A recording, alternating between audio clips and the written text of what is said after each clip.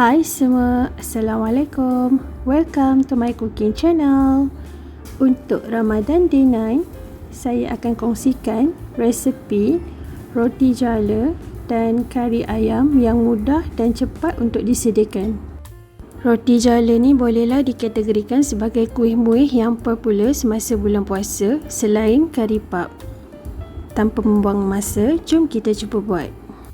Resepi roti jala kali ini saya tak menggunakan telur. Dalam blender masukkan 1 cawan santan, 2 dan 1/4 cawan air, 3 cawan tepung gandum. Sebaiknya masukkan bahan basah dulu baru masukkan tepung supaya tak banyak tepung yang melekat di dasar blender. Kemudian tambahkan serbuk kunyit, garam dan juga 2 sudu besar minyak masak supaya roti jala lembut. Kisar hingga sebati, kalau nak adun pakai whisk pun boleh ya. Okey, kita berhentikan sekejap blender dan kita ambil spatula dan kita tolak tepung yang melekat pada tepi dan bawah blender. Kemudian kita tambahkan beberapa titis pewarna kuning telur supaya warna lebih cantik. Dan kita akan blender semula sampai sebati.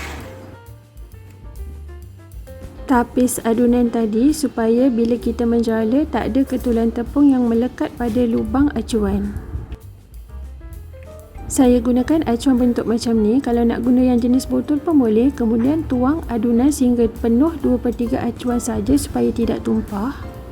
Panaskan kuali lepeh dan oles nipis dengan minyak supaya mudah nak keluarkan roti jala nanti. Gerakkan acuan membentuk bulat supaya mendapat corak yang berbentuk seperti jala. Masak dengan api sederhana ke sederhana kecil dan setelah garing permukaannya bolehlah kita angkat. Sementara kita tunggu roti jala batch seterusnya masak, kita bolehlah gulungkan roti jala yang telah masak ni. Lipat kedua bahagian sisinya dan kemudian gulungkan dengan kemas dan rapat. Macam ni. Letak dalam bekas dan tutup dengan longgar supaya permukaan roti jala tak kering. Kacau dulu adunan sebelum kita tuang ke dalam acuan. Dan kita ulang proses menjala sampai adunan habis. Satu adunan ni dapat dalam 33 keping roti jala bergantung pada ketebalan. Kalau agak-agak malas nak gulung roti jala, boleh juga bentukkan seperti kita melipat kuih kapit. Cantik juga bentuk tu. Okey, inilah dia hasil roti jala yang kita buat tadi. Kita tutup dan ketepikan dahulu. Seterusnya kita akan siapkan kari ayam untuk dimakan bersama roti jala. Untuk membuat paste kari, campurkan 3 sudu besar rempah kari daging bersama setengah sudu besar serbuk cili.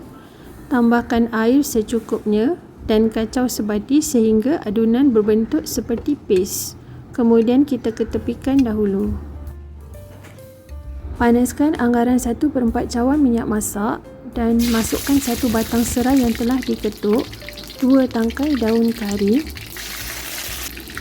5 ulas bawang merah yang kita dah tumbuk, bawang putih dan juga halia yang kita tumbuk.